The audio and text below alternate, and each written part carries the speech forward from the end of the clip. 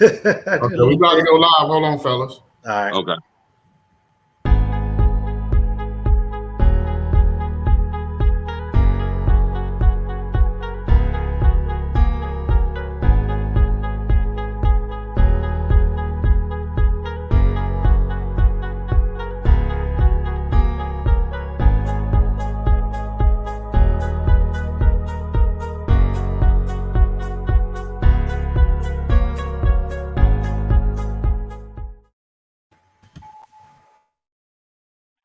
Touchdown! 910 Sports with Ikon and Jacob the Great.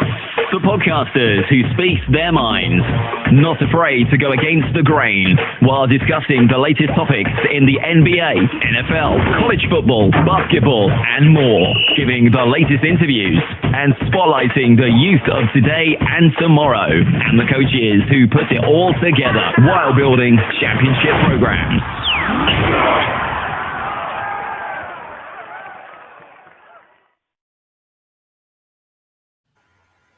Okay, y'all. This is your boy, Ikon. We're here on 910 Sports with my man Jacob the Great. You know what I'm saying? Now, today, y'all, man, I'm very, very excited about who we got on the show because, man, this is a good dude. And see, this is the thing, man, for people that don't know. When I first started this whole show, it was for times like this. It was for the youth to be able to give them a spotlight and to give them a voice, and it was also for brothers like this who actually put the work in, got out, made something of themselves, and as an inspiration to all the kids and people out there. And actually, probably, be honest with you, doesn't get the just due that they deserve just for making it out. You know what I'm saying? He's a very humble brother. He's not going to say that. You know what I'm saying? But, you know, others would attest to that we've seen this young man grow up and who he was and how he was built and who the family cloth that he came from. So without further ado, I want to introduce y'all to some and reintroduce y'all to others. My man, Henry Boobar Douglas. What's going on, my man? Good morning, man. Thank you guys for having me, man. Thank you for having me. No problem, man. No problem. Blessing, man. Yes, no problem. So, man, how you doing today, my man?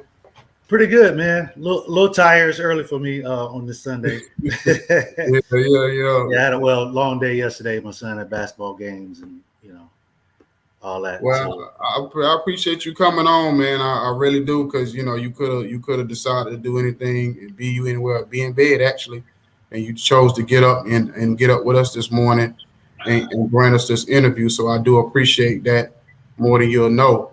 But we're gonna definitely get into your story.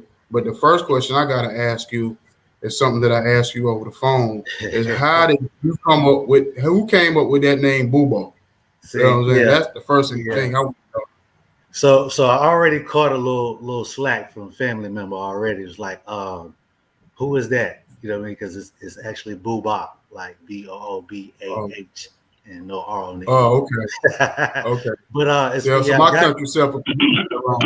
You're not the only one. You're not the only one. But that came from Tony. The story was, when I was a baby. So Tony used to mess with me, and I believe which is your sister. Yeah, Tony is my sister. Tony's a year ahead of me. I got Quentin that's a year under me, and I have my two older sisters, Isha and Keisha. But so me and Tony probably fought the most, probably because we were most alike. But she started out early, so she took something from me, and I think my mom said I tried to get up and run after or whatever, and she tried to say baby walking, but she couldn't say baby, and it came out like Boobah, I guess. So they called me Boobah. So, yeah. Okay, got you. That's kind of a fun story. Yeah. That's a real funny story, especially as what you call it, as articulate as Tony is. That's kind of funny. Yeah, she couldn't say that at that age or whatever. Yeah, so that is. She has no problem getting her point across. Oh yeah, I know. I definitely know. So anyway, so let me ask you a question. So, at what age did you really start playing football? Man, as far back as I can remember. And football probably wasn't really my first. I mean, I liked everything was between football, track. At one point I wanted to be the fastest man in the world, and I wanted to be Michael Jordan, of course, like almost everybody else. Before that, probably Dr. J. But I don't know. I just started playing football, man, and it was, from there. I don't know. It just came to me. I didn't know until like high school when it really stood out. It kind of Okay. outlined everything else. Okay. So, when did you realize, like, oh, I kind of feel like, okay, I can actually do this for a living. I'm great at this, or whatever. So, when did you feel like you was really kind of great at it? That's funny. I never really. I don't think I thought about it in that light until probably college. I just Okay. wanted to play. I just wanted to play and I wanted to win and really beat whoever was in front of me. I mean, Mm-hmm. that was my mentality. I had a thing. High school was either first down or touchdown. That's all I kept in my head. I'm either going to get a first down or a touchdown. They get that ball to me. That's what it is. And Okay. yeah, it just took off. Okay. So, so do you remember like the first game like showed up and showed out? Like what was it like? Was it well they called it midget league back then, Yeah. you know. So, Flag football. Sorry, I got to turn this thing on. Flag football. Man, I was just between me and my brother, it was like what man we three touchdowns a game, 4 touchdowns, and I remember Little League. One memory that stands out, I throw my mom in there is running a touchdown, and see my mom running up the sidelines beside me. oh really? Whoa, Oh yeah. whoa! Hey, that's pretty impressive because that says that your mom has some athleticism that she never told you about. Right. Yeah. She said, "Oh, I ran in high school, whatever." I was like, "Okay," but it was just surprising. I'm running, and I think I might have been escorted by my brother. We played on the same little league. Mhm. That was tackle, but like I said, before that was flag football, where flag football was pretty big, and they actually didn't let me play tackle my first year. So I Yeah. probably cried the first year because I begged them to let me play. But I understand it as a parent. She wanted to keep me and my brother, probably to keep from going to 2 different practices. But once we got to tackle football, man, I think we tied the Bears because the Bears had all the Yeah, names. yeah. Yeah, I feel like they yeah. stacked that team. I think They when I stacked played, I that think it team. was the Colts. Huh? I think when I played at that time, I think it was the Colts. Cause I hadn't played on the Bears Yeah. when I played, but I think it was the Colts. I think they had everybody because I think they had they had Lucy. They had Lucy and they had this one white dude. They had this one white boy, man. He was the quarterback or whatever. Dude named Michael Fry. I don't know if you remember a dude named Michael Fry. He could run his tail off, man, or whatever. So you thought back then, you thought everybody was gonna make it to the NFL back then when we played that in that league, boy. You like, dang, that joker fast. You know what I'm saying? And the good thing, we played a lot. Like we would meet up at the park and play. Yeah. And playing with older guys, I think that probably helped me too because I was small, and so I Mhm. was like, hey, I have to be fast, 1 or 2, or or you're gonna get crushed. Yeah. So being between like you, Q, and Tony, were y'all very competitive in the house? Very, very. Tony probably and Tony grew real fast. So she was so much bigger than us, starting out. Tony, we joked that Tony might have been 5'7" in the 3rd grade. Hmm.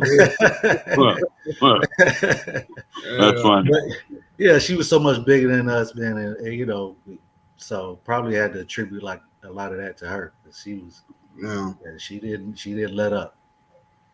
Okay.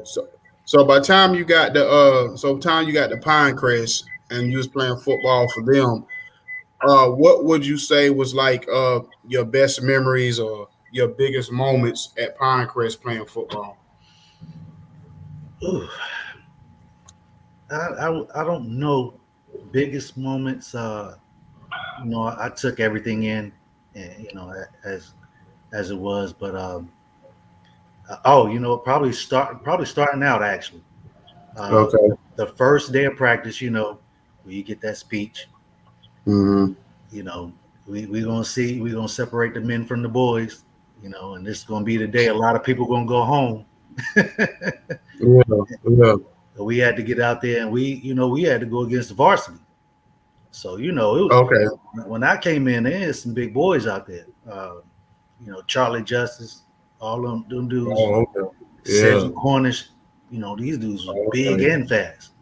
Yeah. Yeah. Yeah. And Charlie, I think he came out of birth big. Huh? I think Charlie just came out of birth. I think he came out of his mama womb big. That Yeah. was always big. He always looked like a grown man. Like, Yeah, him and Jackie Jack. Them two. Yeah. So, and that's what Jermaine Jackson was on my little league team too. He actually him and Wendell. Wendell was big too. I think he probably just stopped growing at one point. But that, like I said, back to that first point was the first day of hitting. And honestly, I was out there. I was the guy counting like 1, 2. Yeah, I'm gonna go with that guy. He about my size. But by the time I got to the front of the line, something happened. So happy. Yeah, when I looked up, I was like, "Oh no, they got me going against this guy. I don't know. He played on D line, or linebacker or something. Eddie Creek was his name. And I mean, he was just I was like, oh no. So I looked, and you hate to be the guy to be like, hey man, I'm supposed to be in this place in line. They were like, nah. So by the time I'm right there in line, and I remember Pernsley was the coach at the time, one of the coaches, and the guys in front of me just went, and he was like, yeah. So now I'm looking at this dude, and I'm like, man, I got to tackle this dude. He got the ball. So when Pernsley comes around and realizes, oh, he takes the ball and gives it to me and switches it up, and I'm like, oh my God, now I'm really about to get crushed. Yeah. So I'm just like, man, look, this is the moment right here. I either, all I say to myself, look, I got to get up and get going faster than this guy because he's so much bigger than me. Mm-hmm. Make sure I don't get trucked and be, have people looking and laughing at me. I can't have it end on the first day. Yeah. And I got up, and it was probably one of the biggest collisions of the day. And I just remember going and hitting this dude. I went back, he went back, and it just so happened he kept going back, and I was able to keep going forward. And everybody was like, oh, and then from there it was like, we thinking about putting him on varsity. And I was like, nah. As a freshman, I was like, nah, these guys are too big, man. I had a couple conversations with my dad, and I probably stayed on varsity for the preseason, and then I played JV from there, and then went to varsity. So what year did you go to? Or what year did you go to varsity? Your junior season? Sophomore. So you was on the team, the first team that probably beat Richmond County in about 50 years. Yeah. You know what I'm saying? Yeah. You was on that team. Did y'all made it? Y'all made it to playoffs that year, right? No, we almost made the playoffs. Almost. Okay. Yeah. Okay. We were pretty decent. Yeah, because you was on the team with Leon Dunn when he was in the backfield. I think he won like all conference or something that year. Yeah. Won the best one. Yeah. Yeah, we had some guys. Him, Tavis Kennedy. He was, that dude was hard nosed. I believe he was a tight man. If he got an open field and saw you coming, he would go to you instead of keep running. He looked to hit you. Oh yeah. I know though. Tavis, yeah. Tavis was hardcore too. Yeah. You know what I'm saying? He definitely was hardcore. So when you started getting recruited, how many offers did you have at the time? Surprise! I mean, I had a lot of offers. The surprising thing I always tell people is I didn't know. You remember when Blue Chip came out? Yeah. Yeah, that was with Penny Hardaway, Shaq, and all them. I didn't know that it was football also, right?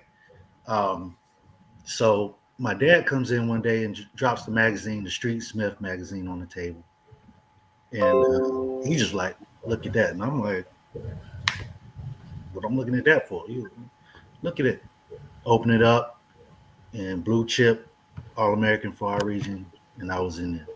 And I was like, oh man, I thought that was just, I thought that was basketball. I thought that was just a movie. It's like, nah. So I never really paid attention to outside stuff. I really just wanted to win. After that, I started getting interviews, in high school, and actually signed my first autograph, which was surprising. Probably my senior year. Oh, okay. Yeah. I came up to me after one of our games, and we lost, but he was like, hey, I'm gonna get your autograph early, and I was like, okay. So do you remember what you did that night as far as like on the field, like what your number? I don't. I just remember, like I said, I don't even think we won that night, but he was just like, hey, you're gonna be good, and I was like, okay, thank you. Like I said, I just never thought, I was like, I'm just playing. I just want to have fun. I just want to win. I just want to beat everybody. Yeah. So when you got to college or whatever, because you went to A&T, right? Yep, North Carolina A&T. You went to North Carolina A&T, and I know a college like this, a lot of distraction. There's a lot going on at one time. So how was it when you first got to campus? Not even before you got to the football part of it, when you just went out there. Or let me ask you, let me go back. What made you choose A&T over all the schools that like? So what was the biggest school out of all the recruitments? What was the school that recruited you? Like the biggest school you can think of right now that was recruited you? North Carolina. I had a lot of, all of them were mostly D1 offers. So it was Carolina. Okay. Carolina recruited me really heavy. They even almost gave me a pass. First time I went up there with my dad, then they was just like, you can come up anytime. And I brought, a couple of my friends up with my brother. So North Carolina probably was the biggest. I had letters from Miami, I don't know how in depth, because, Florida, they stay with Florida guys a lot of the time. But so yeah, I had Georgia Tech. I got some, I remember Iowa, Virginia Tech, all the big schools. And if you don't remember, so I had a little incident before before getting out of high school, got in a little trouble. So everything got quiet, and A&T called me the day before camp and said, do you still want to play football? And I was like, yeah, and they had a phone to my mom. My mom was like, he'll be there in the morning. I think we went to Walmart that night and was there first thing in the morning. Dropped me off. Okay. Yeah. Okay. Look at God. So yeah. Look at God, bro. Because you got into some trouble. Yeah. Your chances was here. Then they slimmed down, and the day before camp, you got called by a historic black school that people know about, nationwide. Number one black school right now. I'm going to put that. Right. Yeah, it was you said definitely a blessing. Huh? You said they what? Number one black college. Okay. Right now. Oh, okay. Yeah. Definitely. Yeah, we just moved to the South. So. Okay. And you know what's crazy about that is because nowadays it's such a big deal of these number one, these top recruits. Because what do you know, like as far as the top, was it 300? Do you know where you fell? Like what was your number or where you were projected as far as top 300 players in the country? No. Was they really doing it like that back then, Ikon E? I mean, it was just like they had the Street and Smith. Like I said, that was the only thing I was with. So that's how you really kind of ranked. You just you looked at the newspaper. You know what I mean? Or and like I said, in our region, I was one of the top ones. So I think there was Jamie Dees from Scotland County. He was one of the top, and there was another guy, and I don't remember where he was from. He was outside our conference. Yeah. Yeah, Yeah. but you, So you know, wait. I can't. How I learned that the state of North Carolina had ball players when I was young. I learned by looking at Joe Morris. Yeah. Yeah, cause Joe Okay. Morris played with my cousin Terry Kennard at the Giants. So you know, Yeah. I learned who Joe Morris was, and then you know, with my dad being a Redskins fan, you got Jamie. So you know, I definitely learned who they were, man, and so that historic black college, man, North Carolina A&T. I've been to their homecoming.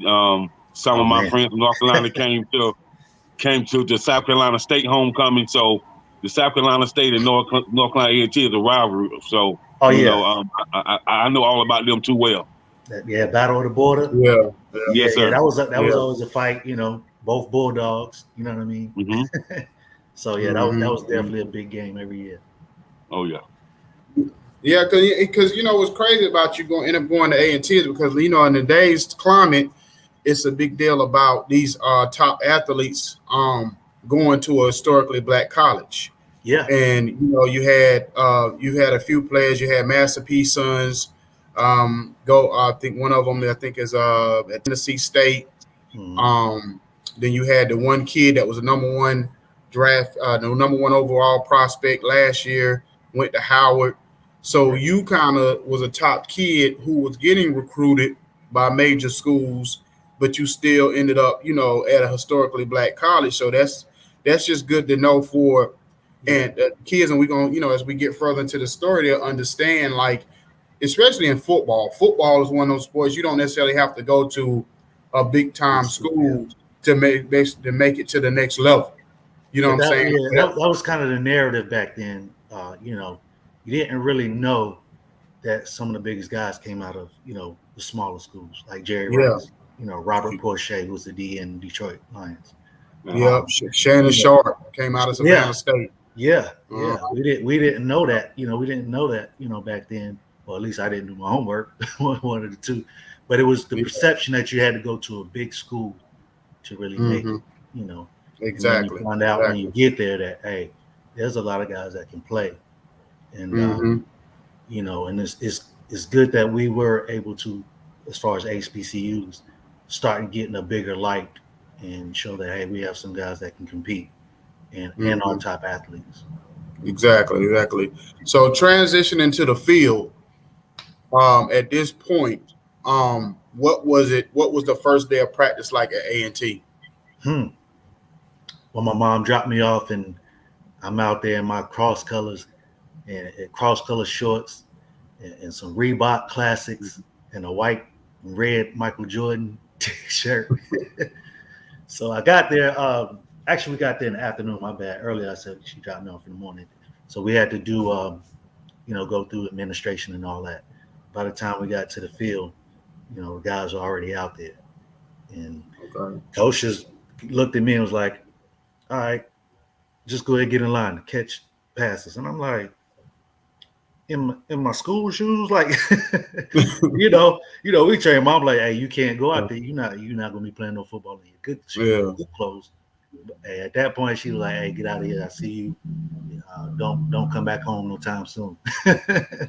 But I got out there, and it became. This was a funny story.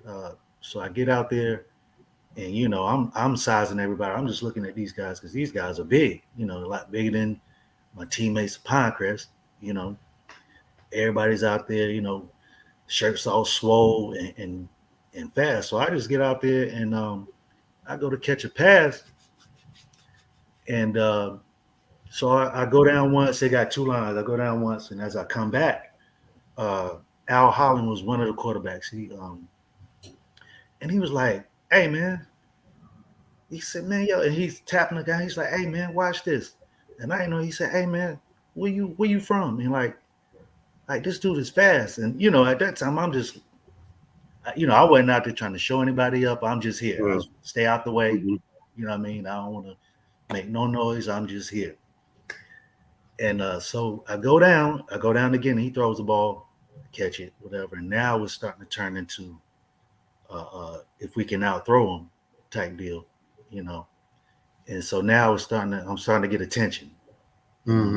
Oh man! So now, fast forward now the head coach, Coach Hayes, Bill Hayes, and he comes up, hey man, how fast are you? And I don't know. He said, who out here can you beat? I don't know anybody out here, coach. And I'm not at the point. I'm not about to call anybody out. All these dudes look fast to me. Yeah. And he keeps saying, who can you beat out here? Coach, I don't know. Like, I just got here. And I feel like the other way he wants you to say, I can beat everybody. That's what he wants you to say. Yeah. Inside, inside, I'm gonna run you. Inside, I may not have said it, but inside, I really, whoever line up against me, man, we gonna go.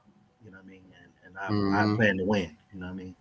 So, yeah. And after that, man, that's kind of what started it, because we had a conditioning day. We had to do like 1640s. Again, I was trying to hide. I don't even think I was down there in my Reebok Classics because I didn't have all my stuff yet. Yeah. They're on the track running these 40s, and there's so many guys out there. I'm trying to hide in the back. Again, I don't want to make no noise. And before we could finish, somebody's running through the crowd. Henry Douglas. And I'm like, oh my God. Coach wants you to run. And I'm like, here we go. I don't have any shoes. I'm in my white with the bubblegum bottoms Reeboks. Yeah. I'm really not trying to mess these things up. And we running on asphalt, mind you. So we were so far behind, we didn't even have a rubber track yet. So one of the guys was like, hey, you can wear my shoes. What size you wear? And in my head, I'm like, I'm hoping he don't have my size. Sure enough, he has my size. So I'm like, they were like training shoes. It was a little more running shoes, but the other guys had spikes on. And we get out there, man. I get on the line, and they blew the whistle, and I think they got the step on me. But after that first couple steps, I kind of ran by them, and then created some more attention to myself. And and that was on. Yeah, it was. Yeah, who was this skinny guy out here? Yeah.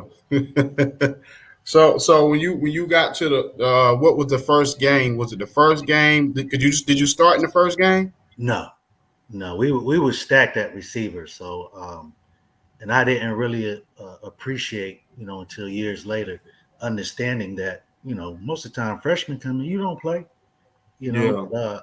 I did touch the field. I played. They put me to return punts a little bit. And a pass here and there. I actually, I think I scored against FAMU my freshman year. So I put in a little bit of work, and I had to appreciate that. I did, like I said, you first coming in, you kind of used to being the man, and then you gotta kind of, you gotta sit, you gotta take the back seat coming in. I mean, like I said, we had a lot of receivers, man. Everybody could play. And it just coach, the speed, and he trusted me out there, But probably my first play where the ball was coming at me, I remember that because I got blasted. Oh, really? Yeah, when they get hit. Yeah. And I kind of knew better, but as a freshman, I feel like I got to make a play. Yeah.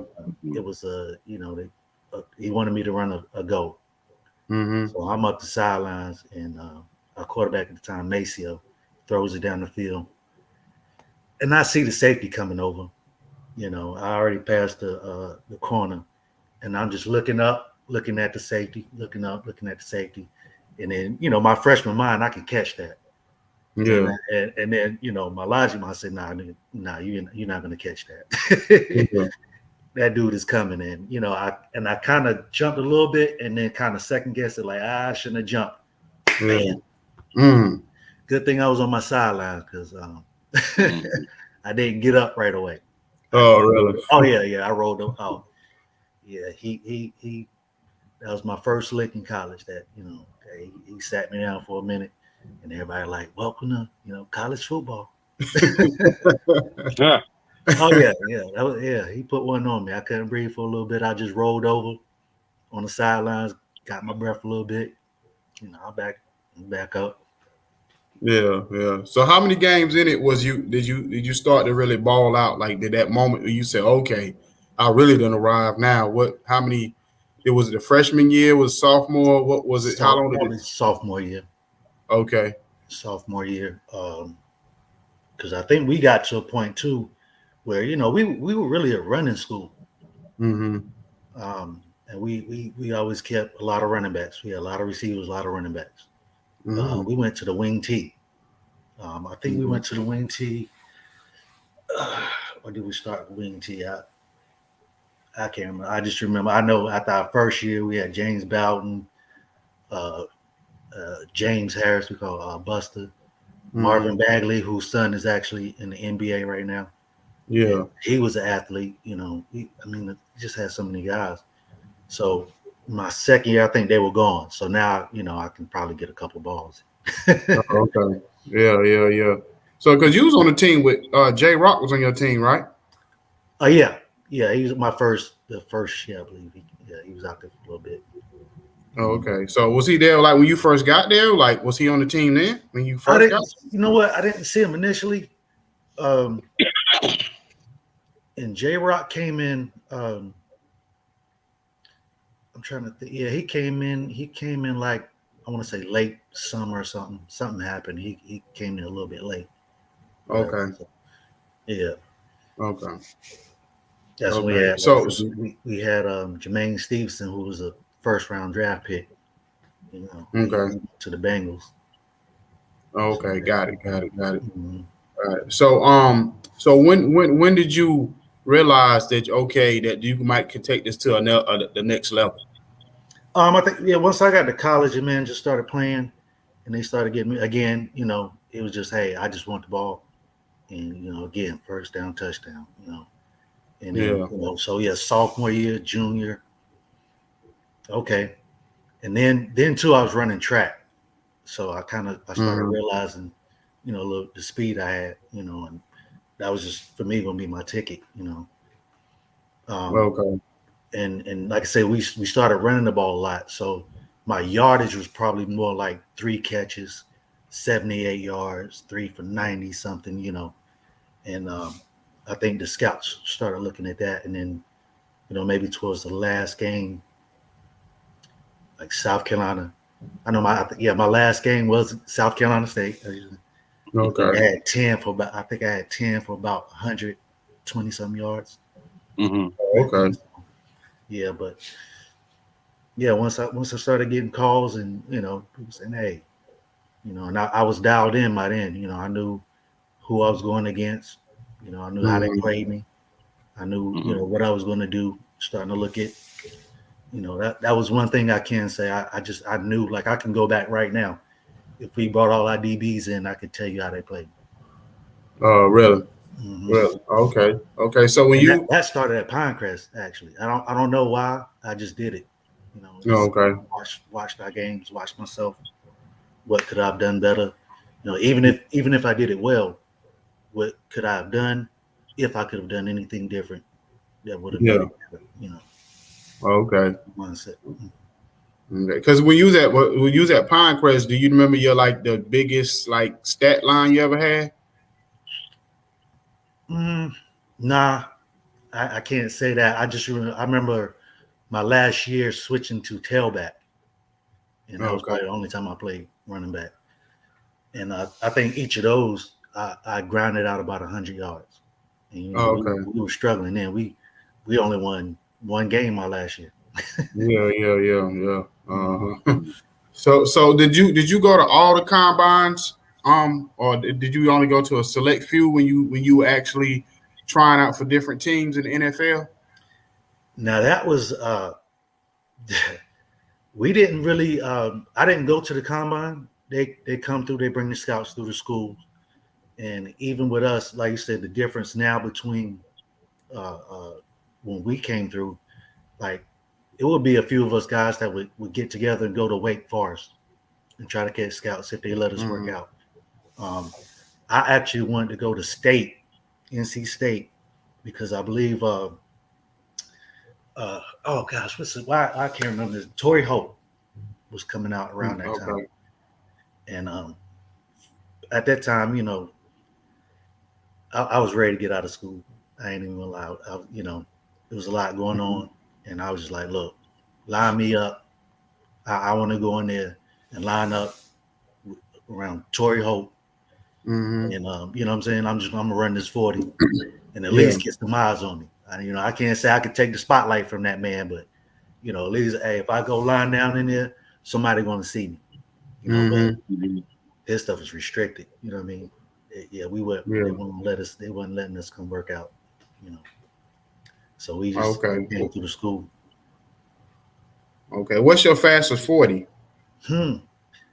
Unofficial, official. And then again, I was a guy that didn't really ask my times after I ran, but I ran 4.2. Okay. Unofficial. Good Lord. Trained. Lord, you were fast. You real fast. Yeah. Yeah, I came in. My first 40s, that's what I was saying. My first 40s at A&T were 4.3. And my coaches would yell at me if I ran anything under that. So that was just like, they set expectations for me. Like, and I appreciate that. Like I said, now, then you just think, oh man, these guys they're yelling at me. And they looking at the clock. HD, they start college HD. Henry. Yeah. You slacking off. And I'm like, all right, and that's all I did was run too. You know what I mean? My off season I ran a lot. So and I'm gonna be in shape. Man.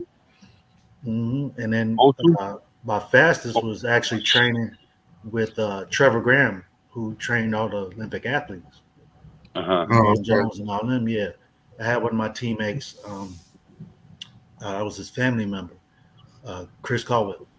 He was like, "Hey man, I can hook you up with so and so with Trevor." And I went down there, and man, that fast. I mean, the dude taught me a lot, real quick. So I went.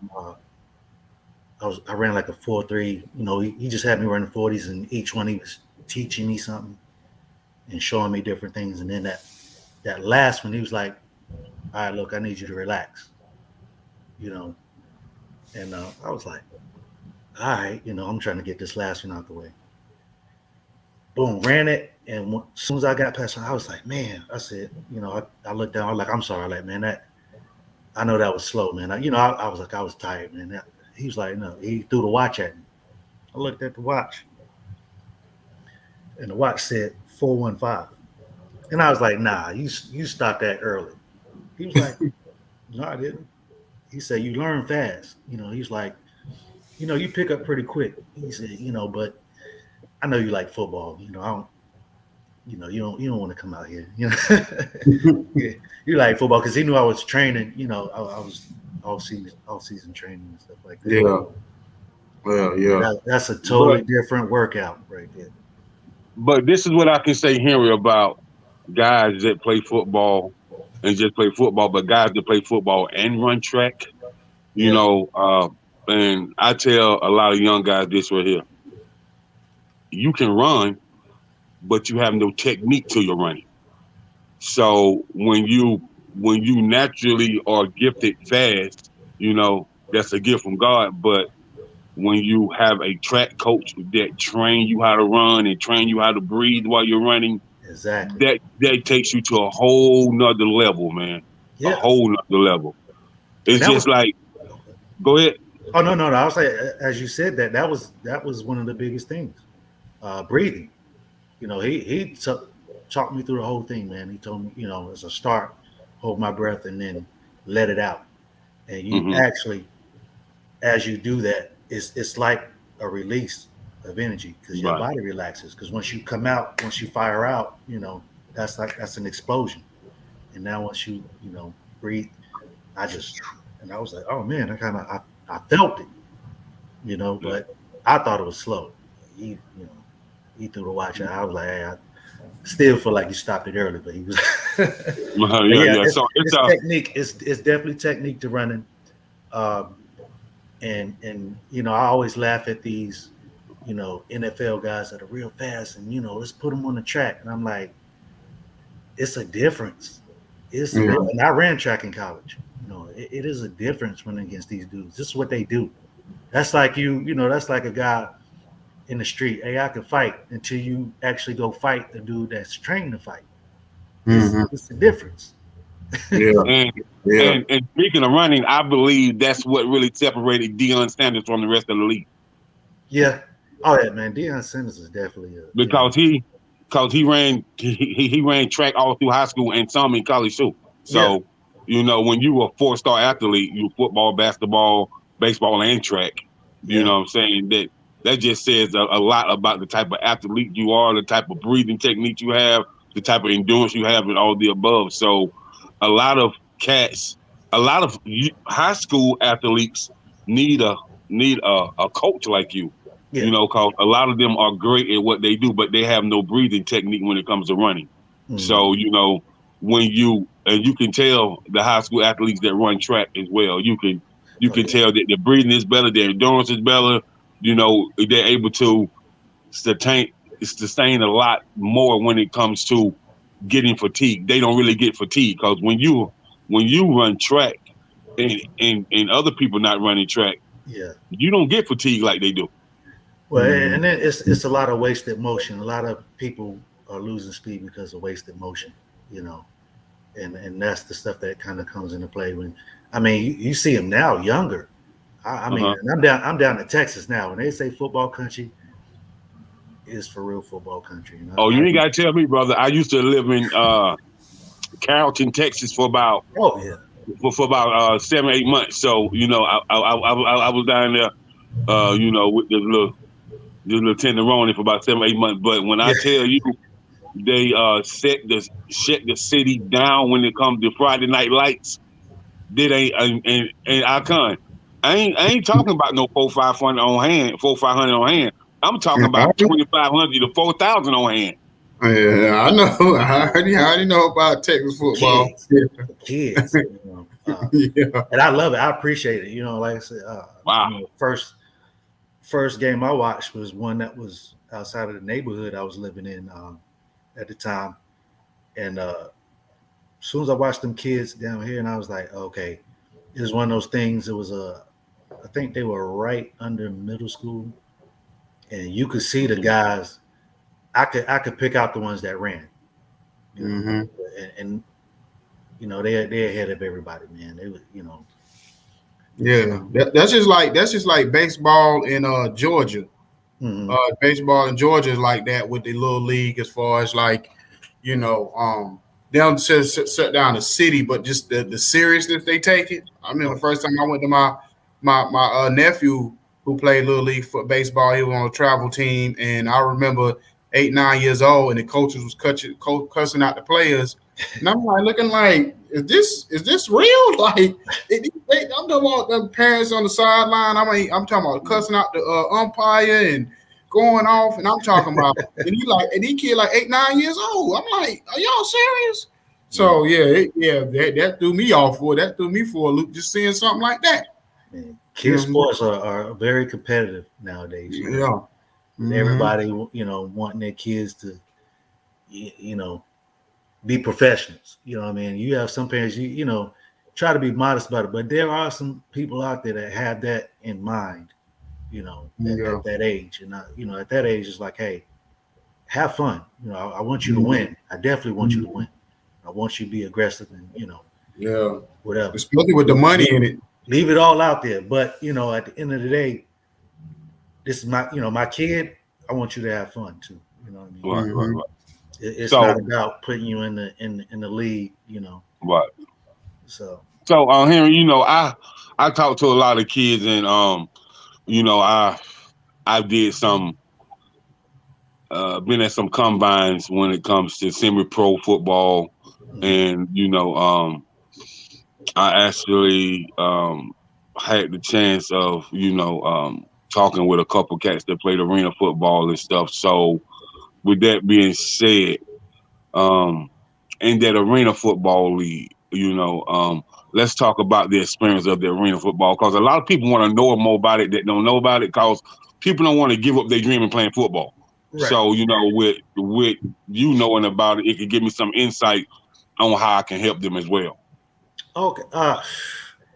Now that was fun. Fast-paced game. And I think at that time, after NFL, I don't remember how I even came across it, to tell you the truth. But I know I'm trying to think if it was an Asian or somebody might have been at a camp somewhere. I want to say the Panthers, when I was at the camp with the Panthers or whatever. And I think I was probably out there because Steve Smith was hurt at the time, and they needed somebody. They needed a couple guys out there for practice. And after that, like I said, as fast forward, I ended up in LA. I went for a workout, and and then I came home. So I kind of, forgot about it. I was like, man, okay. I thought they just brought me out there for nothing, and then I ended up going back out there. But that's a game. Back then they had two levels too. Arena 1 and they had Arena 2. Now Arena 1, you actually you made pretty good money. I mean, you could still make. I know some guys that were making 100,000. You know what I mean? And you could still make 70,000 a year. In that league, I don't know what the scale is now. And even that, I think median might have been 50, with some 30. I don't. Everybody had their own thing, and then they threw incentive. A lot of it was incentivized. So, but I enjoyed it. I enjoyed my time there. The returning part of the game actually became a big thing for me. And I think that's kind of at that point, after football, I think that was more on my, what I was interested in. And, I definitely love playing receiver, you know what I mean? But returning, I think my first game I almost returned 4. I returned 2. And returned the other 2 back to probably like a 5-10 yard line. So, that was one of those, it was like a shot. Everybody was like, and got to give it up to my guys that were blocking for me, you know what I mean? And they just seemed like a moment that was crazy. Yeah, that was my introduction into arena football. They put me in as a returner. Again, I think maybe they saw the speed because they had Chris Jackson, who was the OS, who's the main receiver. And he was really good too. So, they put me in there as a rotation. You have to go through. And so they put me in, hey, we need some returns or whatever. And, there was some other guys that could return too, but it just so happened, like I said, when I came in my first game, I think it was almost four returns for a touchdown. Okay. Cool. Are you looking to go to the next level and be a coach on any type of level? I get that question all the time. High school, collegiate, pro? No, you know what? I think I'm more interested in teaching techniques and teaching athletes how to move. And are you talking about sort of like a strength and conditioning coach? Personal, probably more like a personal trainer. I enjoy that. I get more out of that. Being a coach, I don't like meetings. I don't like sitting in long meetings. But, it takes dedication. So hands down to any football coach. Hats off to any football coach out there. I like to get in there and hey, teach you, hey, this is what you should do. You know what I mean? Try this different techniques because certain things work for certain people, and it's not one base thing. I got to take what you have and figure it out. And that's one thing. Learning from the guys I've been around, anything that I could use, I try to use it. But some things, I couldn't use the same things that Herman Moore used. You know what I mean? He's a bigger guy. Right. I think that was my first watching him, a guy try to jam him, and he caught both his hands at the line and just threw him off. And I was like, I've never seen that before in my life. Well, I ain't heard nobody mention that name in a long time. Herman Moore. Yeah. So that was when I first went to Detroit. That was my first team. Great guys, man. That dude really looked out for me. It was Herman Moore, Crowell, Johnny Morton, Stabline. Learned a lot. Man. I learned a lot from them guys, man. Especially about who's the corners on the team? Who's the corners and the safeties on the team that you had to line up and practice every day against? And now that you say that, I would, it's going to escape me. And I hope you guys, man. I know Westbrook.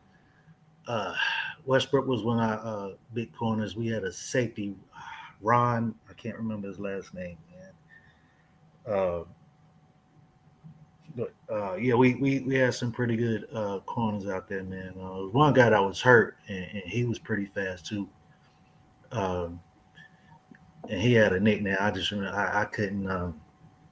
I can't remember his real name right now. Like I said, as you say it, it just escapes me. But I can picture all these guys. But I mean, but the techniques and I mean the things you learn once you get to that level. For me, I could tell you what your foot placement, where the weight is, and if you're gonna play up high, if you're gonna try to jam me, but those things you have to learn like that. And then I think the biggest thing for me was the type of offense that Detroit had at the time. I had to be more cerebral because it's crazy. At that time, I really didn't know all the defenses like that. Yeah. I definitely, I knew, I knew cover two, I knew man, all that. But so yeah, you got to learn that stuff, man, because I've gone across there,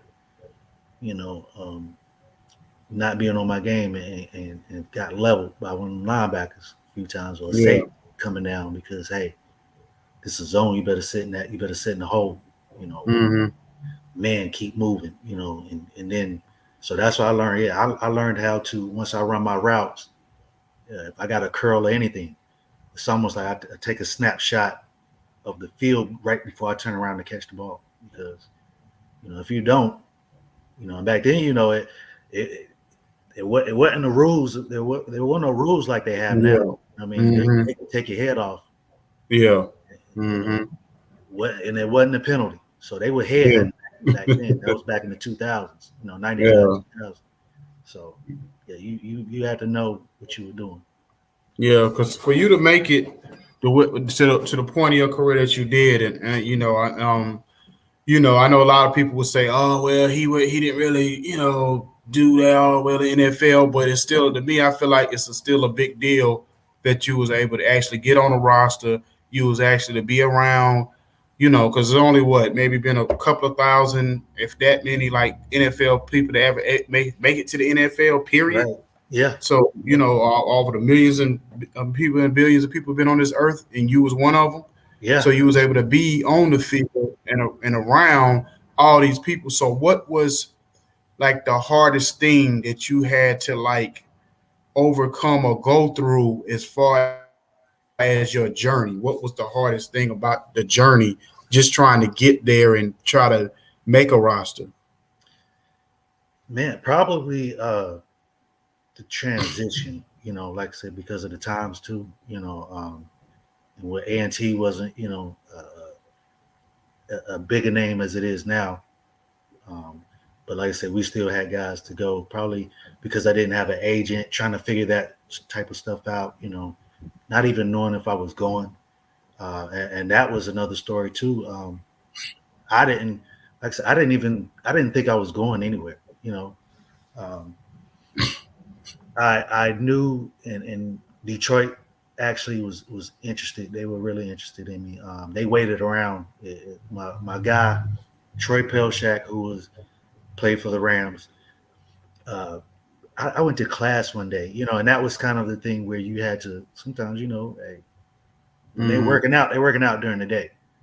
So you got to look, hey, I'm not going to make it to class, and I had an instructor that, he kind of wasn't trying to hear that. Yeah. And also he was he was a foreign guy. So, football to him probably was like, so what, But like I said, that was the difficult thing. I went down there, they waited for me, I worked out, And then fast forward, after everything was over, track was over, I came home, and my mom and my dad had the draft plan and all that.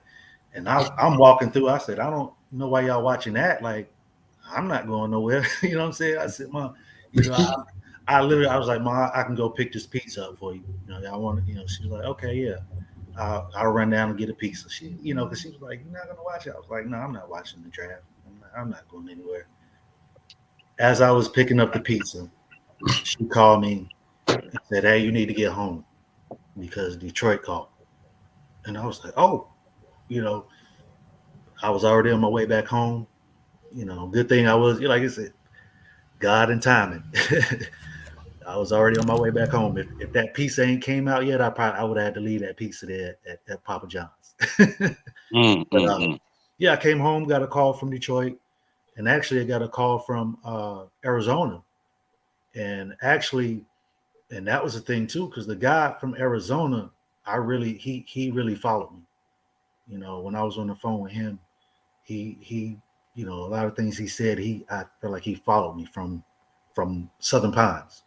I know who you are, blah, blah, blah. I'm going to be fighting for you now. I just need you to come in here and work. And I was like, oh, say no more. Of course I'm going to come in there and work, But then by that time, I think my agent that I picked up last minute, he had already, behind the scenes signed with Detroit. And then, next call I got was like, hey, congratulations, you're Detroit Lions. And I was like, oh, thank you. Told my parents, and everybody was excited. I was definitely excited. And so, like I said, I thought I was going to be, hey, I'll probably be going back to Greensboro to A&T to finish some school, and that was going to be it. Okay, so upon that, man, are you still active in the football world now? Upon you giving years of your life to the world of football and to just the sport and just because I mean with all the things that you've accomplished, man, you can teach so much about the game, and stuff like that's why I said about the coaching or even taking some young kids on your wing or just being see the importance to me of a strength and conditioning coach, not only during the season but during the off season. And so we can take the personal trainer that LeBron James have, but the guy is also a strength and conditioning coach as well. Yeah. So and we can take how T.O. keep his body in shape. You know what I mean? And it's crazy, but I really believe, man. I really believe right now, man, that it's a lot of people that's active in the NFL they can't even touch T.O. Facts. Right. You know what I mean? So that strength and conditioning is very important, man. Very important. Yeah. Well, to speak, I'm gonna go in a bigger picture, like what you were saying. I think mentorship is a big thing because the other thing, as you were saying, what was the toughest thing is really mental. A lot of people don't, and emotions. You have to keep your emotions in check as well because there are some logistical, as I say, or politics, as people say, that come into play, because back then sometimes it was, what school you went to, and not to say, because everybody, you can sit there and think, you don't know what the coaches are seeing, but there was definitely times where you're like, hey man, I think I'm probably better than that guy, you know what I mean? And whatever. So, and sometimes, like you said, it's timing and is who you have behind you, everything, because very well they can put you out there, and the players going. You have levels. Yeah, your first guy that you're looking at, depending on defense and all that, and then some of them will have their guys that they come in and like, hey, once we put them in, in the game and in practice, I'm putting them in a position to catch the ball. And you gotta kind of figure your way out, figure your way through that, and that's just what is what it is. Doesn't matter about, hey, this is what I'm doing one-on-ones. Y'all don't see this, but again, it comes to like I said, the mental aspect of, and it applies to life as well, and that's a good thing. Like with my son, I like to tell him to control your emotions. Mm-hmm. Yeah, looking back, and having guidance. Because you have young guys now that are just full of emotion. They may be playing like, I don't like that, coach, blah, blah, blah. You have to be patient. You have to be patient. I didn't touch the field my first couple times at Detroit, just because where they were, the older guys played. We may get a minute at the end of the game, and Coach Sullivan, I really remember that. Stood out. He was a hard-nosed coach. Now, he'd be a guy you probably be like, man. Most guys like, I don't like this dude. You know what I mean? If I saw him outside of here, I probably, I probably do something to him. But he was just a hard-nosed coach, and I don't know, those type of coaches I even gravitated to. They gravitated towards me. He liked me. He kept bringing me back until, they, all those guys were. They brought in new coaches. Mm-hmm. But, again, had to keep my emotion in check. Now, I got upset at one point because my last my preseason game where I felt like this is where I make my mark. I'm on the team, and I'm going to actually play. I had a game where I had 6 catches for 127 yards, but just so happens. And that was against the Patriots in preseason. I had a high ankle sprain, and it put me out. So I went from on a high to like, oh man, and I'm thinking, in my mind, a high ankle sprain, when they tell you, oh, that's 6 weeks, it ain't gonna be 6 weeks for me, and it was every bit of 6 weeks. And I think I came back a little too early. So like I said, and after that, going back, and then when they brought new coaches in, just a situation thing, now I got to deal with new coaches. They don't have the history. They're bringing in new guys. I was upset. I got cut and went home, and then I got a call. He was like, "Hey, Detroit's team, they want to bring you back up." And in that time, not having any mentor, I was like, "Man, I don't want to go back to Detroit." And because I've been back and forth. And, luckily, Jacksonville came around. But, it could have very easily, that could have been it for me. You know what I mean? But in my mind, I'm going to get somewhere else. I'm going to go. But like I said, that's just, moments where like, hey, you have to keep your emotions in check. You know what I mean? And fight, keep playing. Keep doing what you're doing, or have a plan. You definitely have a plan. And like I said, there's just teachable moments with these young guys. So the mentorship is what I love about it. And right now, to go back to your question that you asked earlier, is I do football camps for the Cowboys from time to time, and I love it. They give me, even though they give me the little ones sometimes. I love it. Look at this dude. Look at this dude.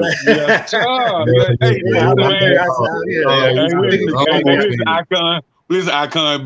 Before I get ready to get out here and go handle the church business, man. Listen, bro. When you said you do training camps for who? Cowboys.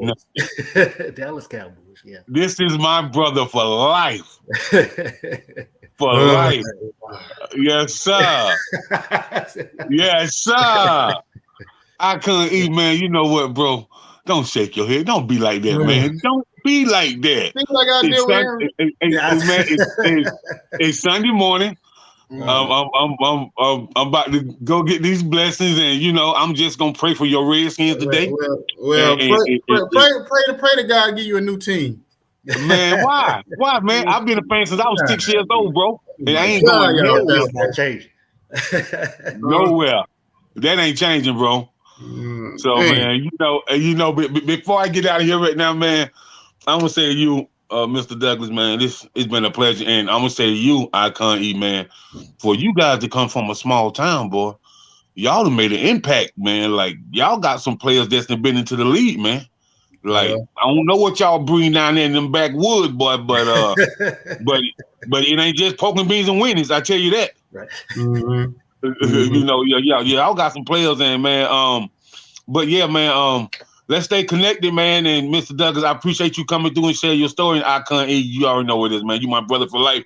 Even though you're a Cowboys certified hater, man, you still my brother, man. Because you know, I grew up in a household where my mother and father were diehard Cowboy fans, and you know, my father not here no more, but my mom still a diehard Cowboy fan. So I already get. She was like, I'm gonna go back and read a book because the Cowgirls coming on. So, so if I get it from my mama, I can take it from anybody else. You know what I mean? Yeah. So, but man, no, I appreciate it, bro. You take care, be blessed, man, and we'll definitely be in touch. Thank you for having me on too, man. I appreciate you guys. Definitely. All right, I'm gonna holler at you, brother. So Henry, we about to wrap it up. So anyway, so Henry, before we do get up out of here, let me ask you this: as far as the cornerbacks that you went in the league, who was the hardest to go at, or who was that one you said, oh my God, he as good as advertised or whatever when you was in the league? I can't, like I said, you know, it's one of those things since I didn't have, like, during the season is different from, you know, playing the preseason and all that, you know. So during the season, mostly, you know, I dealt with our guys, you know. And, you know, all of them really, like I said, all of them can play. And then they, you know, the thing about the DBs in the NFL, they're really smart. You know, and sometimes, like I said, and they cheat. You know what I mean? They know what plays. You know, we get into practice. You have things scripted. You know, if they want to make practice hard for you, they can, man. They, you know. So like I said, I remember days going out there, and guys like Fernando Bryant, who's in Jacksonville, who's pretty good. Like I said, Westbrook, Brian Westbrook. Well, I've run into him later on in life. I mean, all these guys, man. Like I said, once you get there, everybody can play, man. Yeah. Like I said, I just remember that one day going out there and meeting the guys in Westbrook. Like, hey, you know, he give me that look, like, hey, man, we ain't doing that today, man. I was like, you know, so it's kind of a code you have between each other. Like, look, look, I'm trying to make the team. You know what I'm saying? Like, look, I ain't gonna do too much if you don't do too much. You know what I'm saying? They do little techniques as you know, you coming out of breaks or whatever, you know, how to hold your jersey and, you know, undercut. Like I say, they a lot of them knew what was going on in practice when we ran certain plays. They sitting on things, undercutting, cheating. You know what I mean?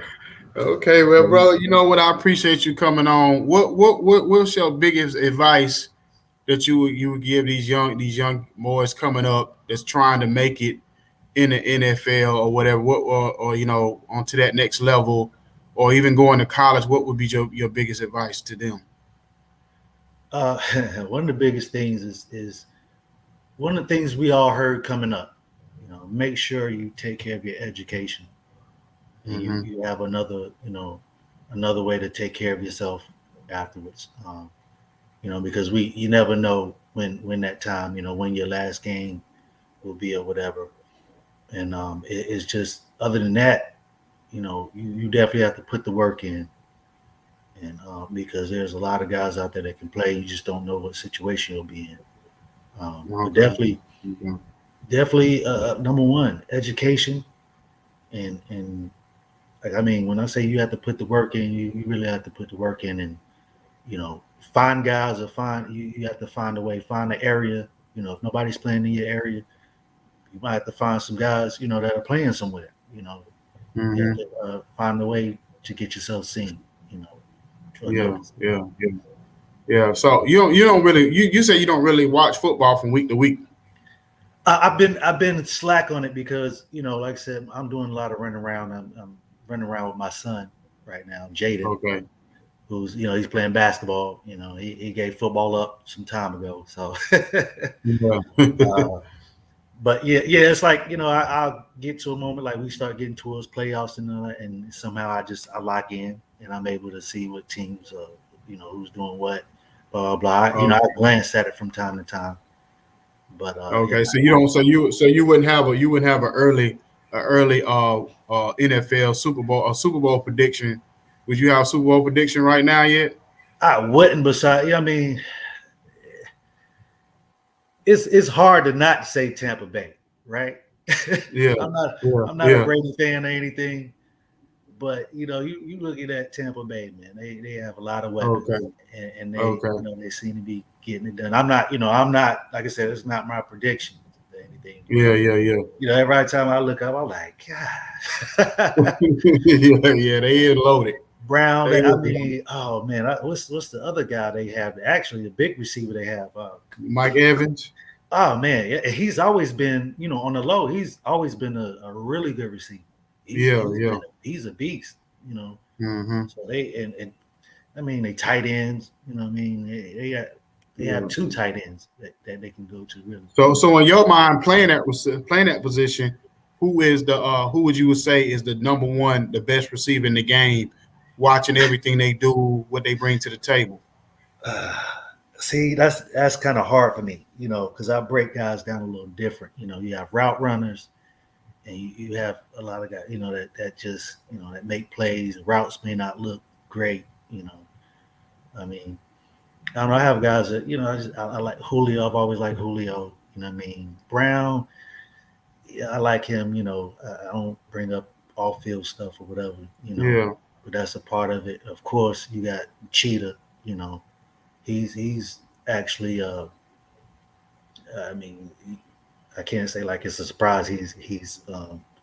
I just thought he was going to be a fast guy at some point because fast guys, aren't really known for being able to catch the ball. But nowadays, you have more fast guys that catch the ball, and he's definitely, definitely proved himself, more than anything. Yeah, mine is probably D-Hop.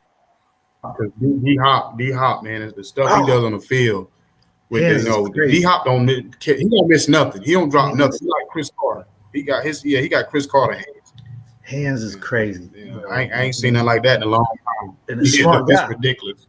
Smart guy, and to be a small guy, that can do that, fairly small, compared to a lot of other guys. So there's so many other receivers out there too, man, that can really play. I hate to, try to, because I'm just such a fan of, when I do watch,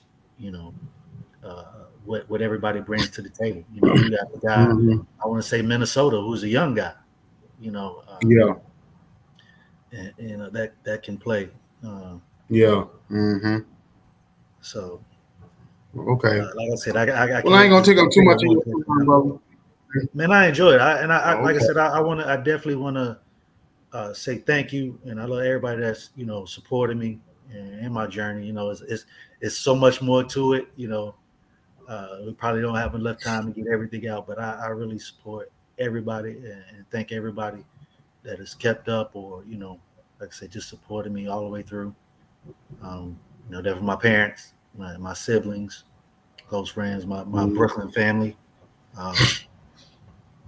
And you, man, I thank you guys for having me on. Yeah. I mean, like I said, man, if you got anything that y'all doing, that, especially involving in the sports or whatever, or anything that you want everyone to need to reach out and say, Eddie, we got this going on, we got that going on, whatever. Can y'all be a part of this? Because we about to take this to a radio platform also. So it'll be more of a platform even for everybody that comes on this show. But I do appreciate it because, like I said, when I first sat down and started thinking about doing this show, and I was talking to my brother brainstorming, your name was one of the first people that came in mind. Oh man, thank you.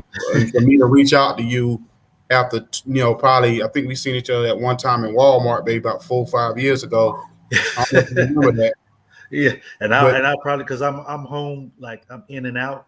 So I run into, that's probably the spot where I ran into most of the people. So like I said, for me to reach out and you to be like, yeah, sure, whatever, that meant a lot to me because a lot of people give you the run around and you know what I'm saying, and whatever, and go hiding when you ask them for anything. And when I asked you to come on the show, man, even though it took us a little time to get the timing right, You know what I'm saying? You stayed in touch and reached back out to me and say, I'm ready. And I was like, cool. So, I do appreciate that. So, as far as like social media, anything like that, you got anything where people can follow you and keep up with you in your journey in life? I'm such an old school dude, man. I only have Facebook, and I'm not really attentive to that as much. Yeah. I scroll through them on and off. I like to try to keep up with my people. A lot of guys I Yeah. used to play with, a lot of guys from back home, and like I said, family and friends I met along the way. So yeah, I haven't been big. I probably need to get on there. I've been urged, and honestly, I think when I got on Facebook, I didn't even make the account. I think my best friend Tyson made it for me. You know what I mean? So they kind of forced me to get on Facebook. But yeah. It's it's HD Henry Douglas. If anybody wants, because there's one thing about you that you've always been humble, and that's what I think a lot of these like you said, like a lot of these new guys come up, they're very emotional. And whatever, and they take everything to face value. They take everything to heart and everything. You can't say nothing about them, and they get all upset. And one thing about you, you've always been even keeled. You always been a humble person. You know what I'm saying? Just like most people would have been like, "Oh, my numbers was this. I ran two, da da da da," and you was like, "I don't really know. I don't know this. I don't know."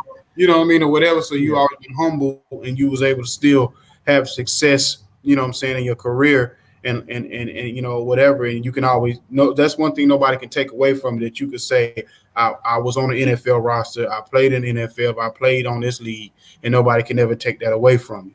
So what I'm saying, like I said, I appreciate it. Like I said, maybe down the line we'll have you back. We'll definitely have you back again, and we maybe get into some other stories and stuff, or whatever, some of the like the war stories and the behind the scenes stuff, and really chop it up or whatever.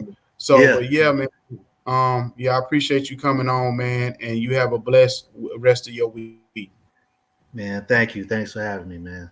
God bless you guys, and continue success, man. Like you're gonna blow up, man. Like I said, continue support from me, man. I got you downloaded. I already see some stuff on there, some topics I'm checking out. So okay, I appreciate it. I appreciate it. All right, man. All right, thank you. Have a good day, man. You too. All right, thanks. Bye. All right.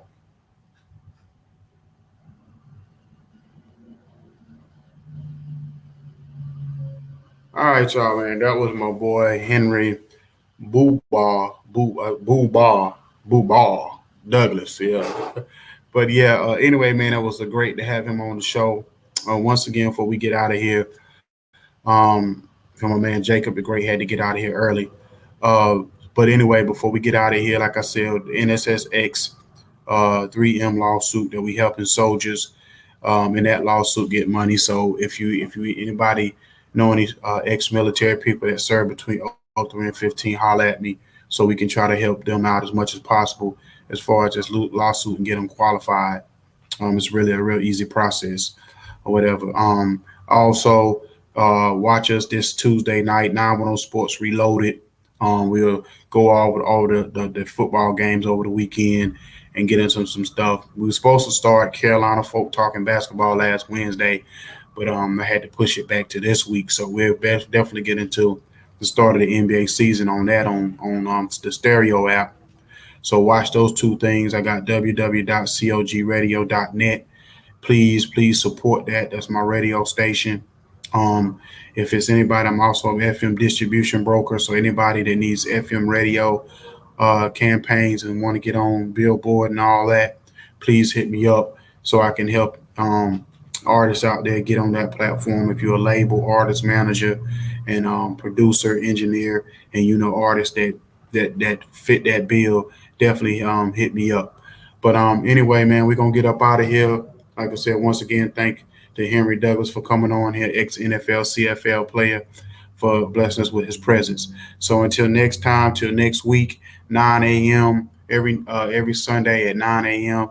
We actually probably gonna maybe go to 8 a.m. to 10 a.m. very soon, because we are taking this to a radio platform. We're gonna still be on your StreamYard, still be with CEV Sports. So we're not going nowhere. This is home, but we definitely gonna take it to a different level. you know what I'm saying, to make this thing bigger, a bigger platform. So once again, it's your boy Ikon.